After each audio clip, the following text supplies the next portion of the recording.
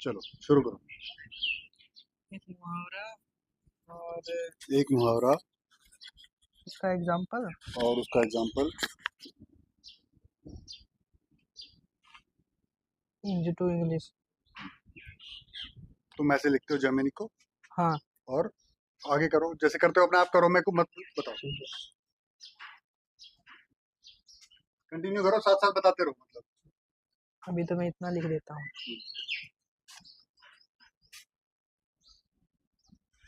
देखो मतलब बताओ। ये आ गया। हाँ। ये इसका ये आ गया।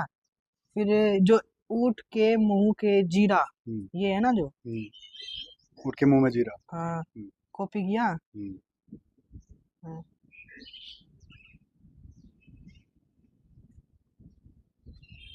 ऐसे कर देता हूँ। के इंग्लिश। हाँ की इंग्लिश। ठीक है। ठीक है क्योंकि उसके ऊपर मैं इंग्लिश ही नहीं लिखी उसमें। ना, उसके ऊँट ही लिख दिया। ये पिछली ऊँट के मुंह अच्छा अच्छा में पिछली जीरा। पहली बार तुमने क्या बोला था उसको? ये बोला कि आपने क्या बोला था? Example Hindi to English. हाँ आपने बोला एग्जाम्पल हिंदी टू इंग्लिश, और उसने एग्जाम्पल तो दे दिया लेकिन इंग्लिश में नहीं लिखा। ये है तो ये रहा। पढ़ो। जरूरत से बहुत कम चीज का मिलना। हम्म। A drop in the ocean, something that is way too small or what is actually needed. तो ये आपने पढ़ा नहीं उस टाइम, हाँ सीधा सीधा उसको उसमें से मुहावरा उठाया और दोबारा उसको भेज दिया, मतलब इसकी इंग्लिश बताओ। हाँ हाँ ये रहा। A drop in the ocean. Ocean, इसका इंग्लिश वही है। हाँ ऊँट। ऊँट के मुंह में जीरा, ड्रॉप इन द ओशन। अब इसको मत समझाओ मेरे को, वो आपने उससे पढ़ लिया ना, हाँ एग्जाम्पल भी पढ़ लिए दो तीन। हाँ क्या पढ़ा पहला एग्जाम्पल पढ़ो। ये रहा, जरूरत से बहुत कम चीज का मिलना। हाँ, ये मीनिंग मतलब है, जो ये नीड है। एग्जाम्पल नहीं है, ये मीनिंग है। मीनिंग। अच्छा मीनिंग है, मीनिंग मतलब अर्थ है, हाँ उसका मतलब है, अर्थ है। मतलब और फिर उसका एग्जाम्पल, पहलवान को नाश्ते उसका में। सिर्फ मतलब है ना ये? हाँ हाँ ठीक ये है, मतलब चलो है। आगे पढ़ो। और पहलवान को नाश्ते में बिस्कुट देना ऊँट के मुंह में जीरा के समान। मतलब पहलवान को तो उसकी नीड से कम मिल रही है ना बिस्कुट। हाँ ये मतलब है उसका। तो ये उसका एग्जाम्पल होगा। वो उसकी उसकी इंग्लिश उसकी नीड कितनी होती है पहलवान की? पहलवान की थोड़ी ज्यादा ही होती है ना। डाइट। हाँ राइट। ठीक है। Giving just one biscuit to the wrestler for breakfast is like a drop in the ocean. मैंने पढ़े नहीं वैसे ये तो कोई कभी। बात नहीं, अभी पढ़ लिया। हाँ अब इसका मतलब क्या वही है ना, ऊपर वाली लाइन है। हाँ ऊपर वाली लाइन को उसने इंग्लिश में लिख दिया, हाँ नीचे इंग्लिश में कर दिया कन्वर्ट। अभी हिंदी वाली बोलना बिना देखे। हिंदी। हिंदी वाली तो ये समझ में आ गई थी, हाँ बोलो क्या लिखा है। ये पहलवान के नाश्ते में सिर्फ एक बिस्कुट जीरा के समान, ऊँट में जीरा के दोबारा समान। पढ़ो। पहलवान को नाश्ते में सिर्फ एक बिस्कुट देना तो ऊँट के मुंह में जीरा के समान। हाँ ठीक है। हाँ अभी एक बार हिंदी वाला बोलो दोबारा। पहलवान को देख, एक काम करो, दो बार देख के पढ़ लो, ध्यान से पढ़ो, ध्यान से पढ़ो। पहलवान को नाश्ते में सिर्फ एक बिस्कुट देना तो ऊँट के मुंह में जीरे के समान। ठीक है। हाँ ठीक है। हाँ अब ये मुहावरा मिल गया हाँ विद एग्जाम्पल हाँ हिंदी में। हाँ अब इसको ट्रांसलेट करके दे रखा है उसने हाँ इंग्लिश वाला। एक काम करो, हम्म, जैसे हमने पिछला मुहावरा पढ़ा था ना, कौन सा था वो उस दिन में हम बात कर रहे थे सुबह सुबह, वो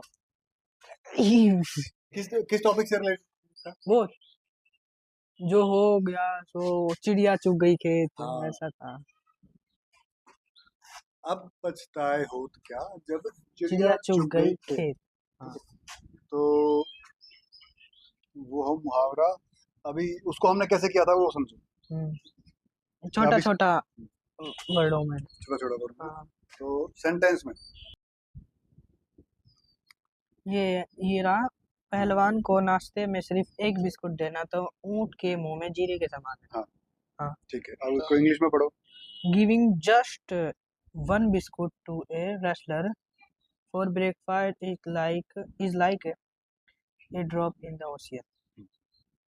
दो तीन बार दोबारा पढ़ते रहो। Giving just one biscuit. हाँ, अब इसकी हिंदी में बताओ। एक बिस्कुट देना। जस्ट मतलब सिर्फ एक। हाँ। एक बिस्कुट देना टू रेस्लर फॉर ब्रेकफास्ट, नाश्ते में वो पहलवान को। Is like a drop is the ocean, मतलब लाइक मतलब तो आ गया। हाँ, तो ऊँट के मुंह में जीरे के समान। समान है, लाइक मतलब समान है। हाँ समान। ठीक है। अभी इसको वही वही काम करो ना। ट्रांसलेट करना तो नहीं सिखाया इसने। अब एक काम कर, इसे ऐसे पूछो, लिखो, लिख के बोल दो, बोल के भी कर सकते हो, ये हाँ। बटन दबा दो, हाँ, क्या बोल? ये ट्रांसलेट करना सिखाओ मुझे, ठीक है। अभी तुमने ट्रांसलेशन तो पूछ ली थी, मुहावरों इडियम्स का लेकिन अभी अनुवाद हम करना उससे सामान्य अच्छा वाक्यों के सवाल अनुवाद पूछते से हैं। थोड़ा अलग होता है, सवाल क्या क्योंकि है, हमें इनका ट्रांसलेट अर्थ करना शब्दों सीखना में है। नहीं तो अब बल्कि एक काम उनके करते पीछे हैं, छिपे इसमें भाव सेंस बटन में दिए होता ना, है। सुनाएगा यहाँ नहीं, इसे बोल, सीखने के कुछ तुम्हें आसान पढ़ना पड़ेगा, पढ़ो।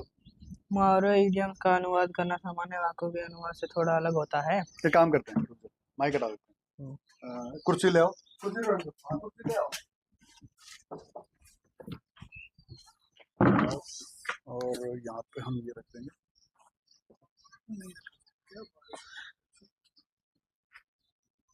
इसको हटा सकते हैं। अब सुनते हैं, ठीक है। किए गए हैं। एक शाब्दिक अर्थ बनाम मुहावरेदार अर्थ, लिटरल vs इडियोमैटिक। कभी भी मुहावरे का वर्ड टू वर्ड अनुवाद न करें। गलत तरीका, ऊंट के मुंह में जीरा, राइट एरो क्यूमिन इन कैमल्स माउथ, इसका कोई मतलब नहीं निकलेगा। सही तरीका, सोचिए कि इस बात का मुख्य भाव क्या है। भाव है जरूरत के मुकाबले बहुत कम।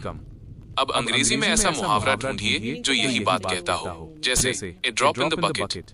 2 सेंस को समझें। अनुवाद करते समय खुद से पूछें, यह मुहावरा किस स्थिति में बोला जाता है। मुहावरा, स्थिति, कॉन्टेक्स्ट। इंग्लिश इक्विवेलेंट, आसमान सिर पर उठाना, बहुत शोर करना, to make a great fuss, to born to kick up a row, लोहे के चने चबाना, बहुत मुश्किल काम करना, a hard nut to crack, दाल में कुछ काला होना, कुछ गड़बड़ होना, समथिंग इज फिशी। 3 इक्विवेलेंट मुहावरे याद करें। अंग्रेजी और हिंदी दोनों संस्कृतियों में एक जैसी स्थितियों के लिए अलग अलग वस्तुओं का इस्तेमाल होता है। आपको बस उन्हें आपस में जोड़ना सीखना है। हिंदी, चोर की दाढ़ी में तिनका। सोच, जो दोषी होता है वो डरता है।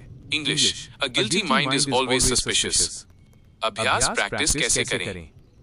1 कॉन्टेक्स्ट पहचानें, पहले हिंदी मुहावरे का सरल अर्थ समझें। 2 कीवर्ड्स खोजें, अगर आपको सटीक मुहावरा नहीं पता तो सरल इंग्लिश में उसका अर्थ लिखें। जैसे ऊंट के मुंह में जीरा को आप too little for a huge need भी कह सकते हैं। 3 डिक्शनरी का उपयोग, मुहावरा too little for huge need. अभी ऊँट मतलब इसका मतलब तो समझ गया था ना, ऊँट के मुंह में जीरा मतलब किसी जरूरत तो हमें इतनी सारे की इतनी सा मिल गया। हाँ। अभी उसी को हम यूँ कह रहे हैं कि डबल और 2 आ जाए तो हाँ, वो होता है टू, मतलब भी, ये भी, वो भी, हाँ, मी टू भी। अगर तुम कुछ कह रहे हो ना कि मुझे सर्दी लग रही है, मैं बोल दूँ मी टू, मेरे को भी लगती है। तो ये आल्सो भी होता है।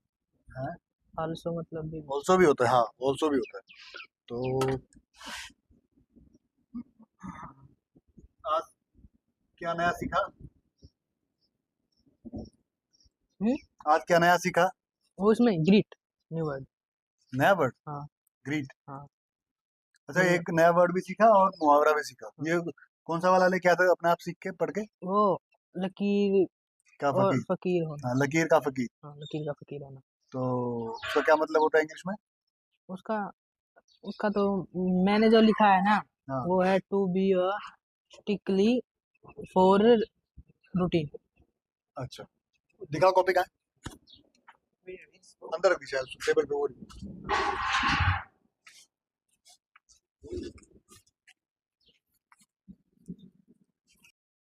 तो क्या लिख के लाए?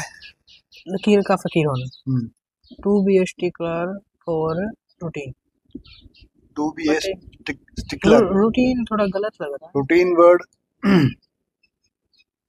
एक्चुअली ना, ये ट्रांसलेशन उसमें